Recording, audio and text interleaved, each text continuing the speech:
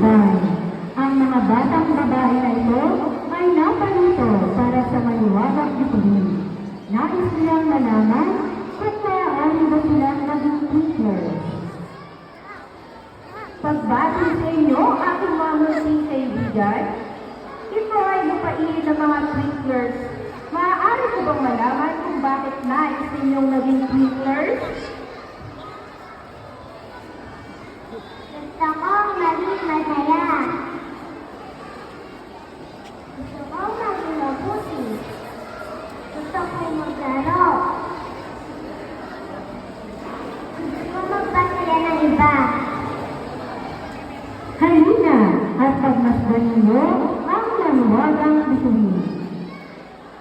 Pagmasdan na Ang pagtatalaga ng mga twinklers sa pangunguna ng kanilang troop leader, Jennifer S. Oco, Melanie V. Sarmiento at Laarne T. Santos. Kumusta mga munting kaibigan? Maaari ko bang malaman kung bakit kayo narito?